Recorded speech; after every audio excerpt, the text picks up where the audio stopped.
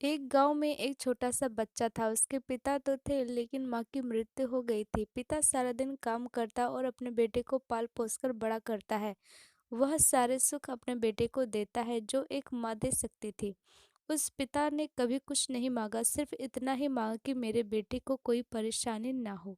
दिन बीतते गए, बेटा पढ़ लिख कर अच्छा जॉब भी करने लगता है और वह शहर में रहने लगता है। कुछ दिन बाद वह अपने पिता से मिलने आता है और कहता है, पापा मुझे कुछ पैसों की ज़रूरत है। मैं चाहता हूँ कि शहर में ही जमीन लेकर अपना घर बना लूँ। पिता इस बात को सुनकर बहुत खुश होते हैं, सोचते हैं कि मेरा बेटा है, एक ना एक दिन नाम करेगा।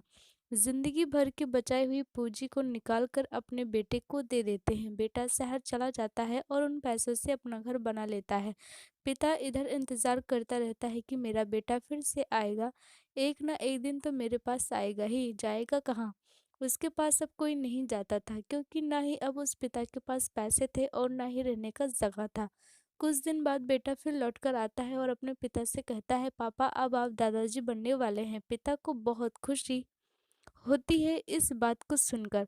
वह कहते हैं, तुम मुझे मेरी बहू और पोता से कब मिलवाएगा। बेटा कहता है, बस पापा थोड़े दिन और।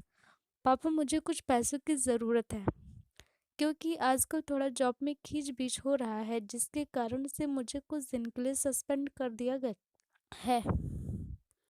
पिता के पास कुछ नहीं रहता है देने के लिए, लेकिन फिर भी कहता है, अच्छा बेटा तो रुक, मैं अभी आया कुछ पैसों का बंदोबस्त करके।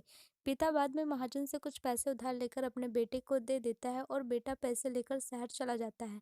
बरसों गुजर जाते हैं। पिता सोचते हैं कि मैं तो अब दादाजी बन गया हूँगा, मेरा बेटा पता नहीं मेरे नाती को लेकर कब आएगा। फिर सोचने लगते हैं, समय नहीं मिलता होगा, इसलिए मेरा बेटा अभी तक आया नहीं, वरना आया ज़रूर होता।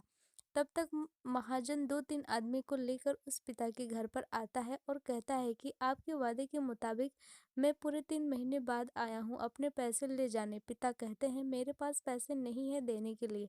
महाजन कहता है, जब पैसे नहीं देने थे तो आपने मुझसे उधार क्यों लिया।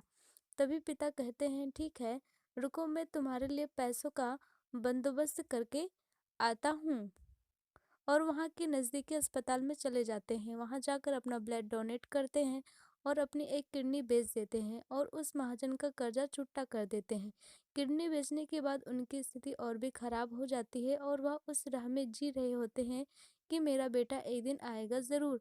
इस आस में जीते जीते एक दिन पिता की मृत्यु हो जाती है, परंतु उस बेटे को अपने पिता को आग देना भी नसीब नहीं हुआ।